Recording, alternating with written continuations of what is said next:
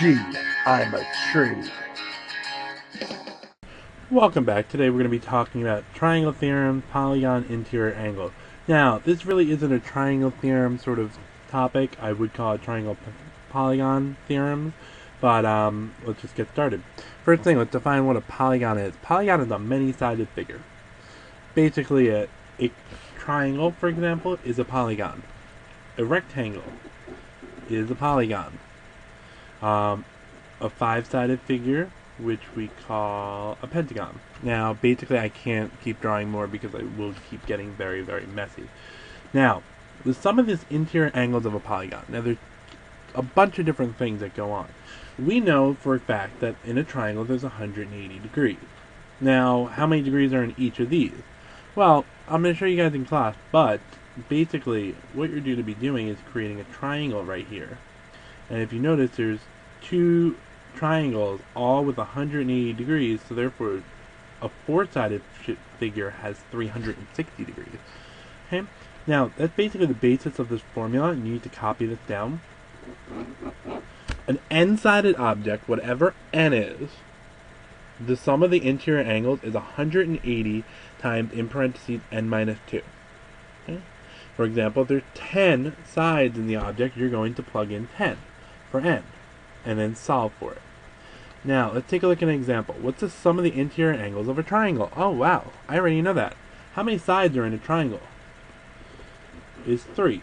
Now, that means n in this case is going to be 3. So what we do is go 180 times 3 minus 2. So 180 times 1 equals 180 degrees. So there's 180 degrees in the triangle, which you already should have memorized by now.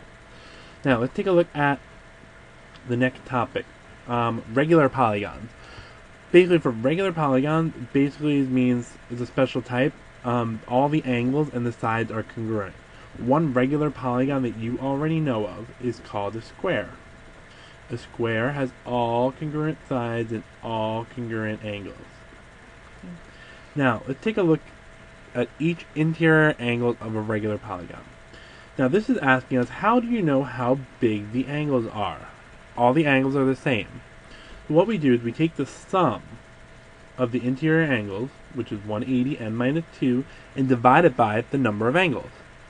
So in a regular polygon with n sides, each angle is equal to 180 n minus 2 all over n. Okay? Now, how many degrees are in each angle in a regular five-sided polygon? Now, what we do in this case, you just plug it in. Now, 5 minus 2 divided by 5, in a five-sided figure, n is going to be equal to 5. Now, 180 times 3 over 5, and then we have, this makes it to be 540 over 5. And therefore I know each interior angle of a five-sided object is 108 degrees. Okay? Now, let's take a look at one more example. Sometimes they give you the sum of the angles and they want to know the sum of the angles and they want to know how many sides that object has. So how many sides does a polygon with a sum of 1800 degrees of interior angles have? So, we're talking about the sum of interior angles. So what we do is we go to the sum of the interior angle formula. I know this is 180 n minus 2. I know the answer is 1800. So now we set up an equation and solve. Now, some people like to distribute, but I just like to divide right by 180 first. So what happens is I get n minus 2 is equal to 10. Now, to get n by itself, we're going to add 2 to both sides.